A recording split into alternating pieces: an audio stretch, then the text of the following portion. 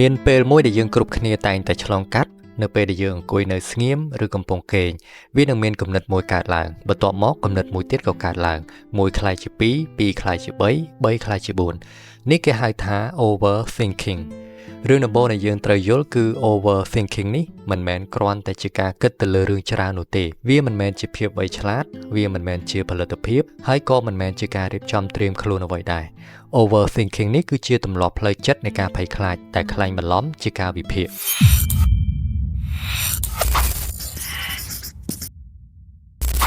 នៅក្នុងសៀវភៅ Stop Overthinking ដែលនិពន្ធដោយ Nick Trenton បានរំលឹកយើងអំពីការពិតដ៏មានឥទ្ធិពលមួយ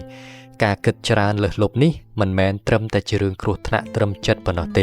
េវាក៏ជ្រាបចូលទៅក្នុងរាងកាយធ្វើឲ្យប៉ះពាល់ដល់អារម្មណ៍របស់យើងធ្វើឲ្យថាមពលរបស់យើងថយចុះធ្វើឲ្យខូចសមត្ថភាពរបស់យើងក្នុងការផ្ដោតអារម្មណ៍និងប៉ះពាល់ដល់ការសម្រាកផងដែរនៅពេលដែលយើងគិតច្រើនពេកប្រព័ន្ធសរសៃប្រសាទរបស់យើងមិនអាចបែងចែកពីភាពខុសគ្នារវាងការគំរាមកំហែងពិតប្រាកដនិងការគំរាមកំហែងដែលកើតចេញពីការស្មើសម័យនោះទេចង្វាក់បេះដូងរបស់យើងកើនឡើងសាច់ដុំរបស់យើងតានតឹងនិងហើមកាន់តែញាប់ទោះបីជាគ្មានអ្វីកើតឡើងនៅក្នុងពិភពពិតក៏ដោយរាងកាយរបស់យើងមានប្រតិកម្មដូចជាមានអ្វីមួយខុសប្រក្រតីនោះហើយជាមូលហេតុដែលការគិតច្រើនធ្វើឲ្យយើងមានអារម្មណ៍ហត់នឿយយើងអាចចំណាយពេលពេញមួយថ្ងៃដោយមិនធ្វើអ្វីទាំងអស់ប៉ុន្តែនៅតែមានអារម្មណ៍ថាអស់កម្លាំងពីព្រោះផ្លូវចិត្តរបស់យើងបានរត់ទៅមុនរួចទៅហើយយើងគិតឡើងវិញនៅរឿងដែលកើតឡើងរួចសម័យអំពីគំនិតអាក្រក់ដេញដោលទៅលើការសម្រេចចិត្តព្រួយបារម្ភអំពីអនាគតសោកស្ដាយចំពោះអតីតកាលការគិតច្រើនលើសលប់ពេកនឹងប្រែក្លាយពេលវេលាទៅជាអាវុធអតីតកាលក្លាយជាកន្លែងនៃការសោកស្ដាយអនាគតក្លាយជាកន្លែងនៃការភ័យខ្លាចហើយយើងកំពុងរំលងអ្វីៗនៅក្នុងបច្ចុប្បន្នផលប៉ះពាល់ដ៏គ្រោះថ្នាក់បំផុតមួយនៃការគិតច្រើនលើសលប់គឺរបៀបដែលវាផ្ដាច់យើងចេញពីសកម្មភាពយើងចាប់ផ្ដើមជឿថាការគិតច្រើននឹងផ្ដល់ឲ្យយើងនូវភាពច្បាស់លាស់ប៉ុន្តែតាមពិតទៅការគិតច្រើនពេកធ្វើឲ្យយើងជាប់គាំងនៅមួយកន្លែងមិនអាចដើរទៅមុខរួចវាធ្វើឲ្យយើងស្ទាក់ស្ទើរពន្យាពេលនិងរងចាំភាពប្រកបប្រជាដែលមិនដែលមកដល់យើងមិនអាចឈានទៅមុខបានមិនមែនដោយសារយើងគ្មានសមត្ថភាពនោះទេប៉ុន្តែដោយសារតែចិត្តរបស់យើងទាមទារចម្លើយដែលមិនមានហើយយូរៗទៅទំនុកចិត្តក៏ចាប់ផ្ដើមថយចុះបន្តិចម្ដងយើងចាប់ផ្ដើមសង្ស័យខ្លួនឯងកាន់តែច្រើននេះជាកន្លែងដែលភាពតានតឹងកើតឡើងភាពតានតឹងមិនមែនបណ្ដាលមកពីស្ថានភាពនោះទេវាបណ្ដាលមកពីប្រតិកម្មមនុស្សពីរនាក់អាចប្រឈមនឹងស្ថានភាពដូចគ្នាប៉ុន្តែម្នាក់អាចមានអារម្មណ៍តានតឹងហើយម្នាក់ទៀតអាចមានភាពខុសគ្នាការគិតច្រើនលើសលប់គឺជាការចិញ្ចឹមរឿងរ៉ាវវាពង្រីកបញ្ហាតូចៗទៅជាការគំរាមកំហែងធំៗវាបញ្ចុះបញ្ចូលឲ្យយើងត្រូវតែដោះស្រាយអ្វីៗគ្រប់យ៉ាងឥឡូវនេះវាបង្កើតភាពបន្ទាន់ហើយវាបង្កើតជាសម្លេងរំខានដែលមិនអាចឲ្យយើងដោះស្រាយអ្វីមួយបាននៅក្នុងសៀវភៅ Stop Overthinking នេះអ្នកនិពន្ធបានសង្កត់ធ្ងន់ទៅលើជំហានដំបូងសំខាន់មួយគឺការទទួលស្គាល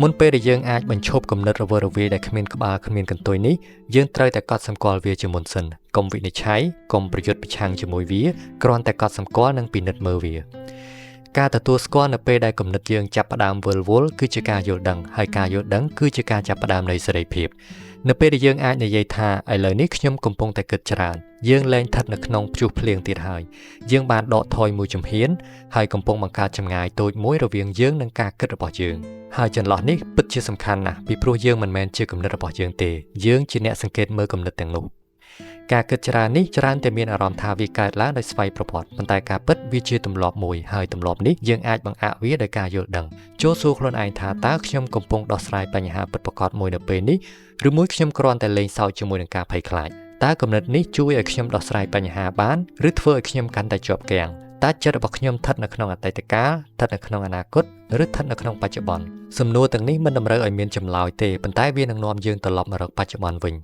ញហើយនៅពេលដែលយើងត្រឡប់មករកបច្ចុប្បន្នគំនិតដែលរវើរវាយនឹងបាត់បង់អំណាចព្រោះវាមិនអាចស្ថិតនៅដោយគ្មានការស្មើសម័យបានទេការយល់ដឹងពីការគិតច្រើននេះក៏ជាការវឹកហាត់គ្រប់គ្រងចិត្តផងដែរវាជាការបង្ហាត់ចិត្តឲ្យមានការគិតច្បាស់លាស់ទៅលើរឿងណាមួយពីព្រោះជារឿយៗការគិតច្រើនលើសលប់ពេកច្រើនតែកើតចេញពីភាពមិនប្រកបប្រជាទៅលើគំនិតណាមួយផ្ទុយពីនេះកាលណាយើងអាចគ្រប់គ្រងរៀបចំការគិតបាននោះយើងកំពុងបង្កើតភាពច្បាស់លាស់នៃគំនិតភាពច្បាស់លាស់នឹងកាត់បន្ថយភាពតានតឹងនៅក្នុងសៀវភៅ Stop Overthinking នេះយើងនឹងបានស្វែងយល់ពីទំនាក់ទំនងនៃការគិតវិធីសាស្ត្រនៃការអនុវត្តដើម្បីជួយកាត់បន្ថយការគិតច្រើនលើសលប់បន្ថយសម្ពាធផ្លូវចិត្តនិងចាប់ផ្ដើមរស់នៅក្នុងបច្ចុប្បន្ននៅពេលដែលយើងយល់ដឹងអំពីផលប៉ះពាល់នៃការគិតច្រើនលើសលប់យើងនឹងមើលឃើញវាតាមរបៀបធម្មជាតិដោយមិនបន្ថែមភាពតានតឹងដោយការត្រៀមខ្លួនឬប្រុងប្រយ័ត្នទៅលើគំនិតដែលមិនមានភាពច្បាស់លាស់ការយល់ដឹងនេះនឹងធ្វើឲ្យយើងចាប់ផ្ដើមបន្ធូរភាពតានតឹងបាន បន្ទាប់ពីនេះប្រសិនបើយើងចាប់ផ្ដើមប្រញាប់ប្រញាល់សូមផ្អាកបន្តិចដកដង្ហើមមួយហើយគ្រាន់តែកត់សម្គាល់មើលគំនិតដែលកើតឡើងកុំវិនិច្ឆ័យកុំប្រឆាំងនឹងវា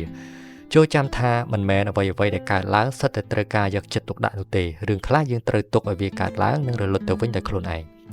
នៅមេរៀនក្រោយយើងនឹងស្វែងយល់លម្អិតអំពីខ្លឹមសារនៃមេរៀនពីសៀវភៅ Stop Overthinking អរគុណសម្រាប់ការស្ដាប់នៅថ្ងៃនេះជួបគ្នាជាបន្តនៅអេពីសូតក្រោយ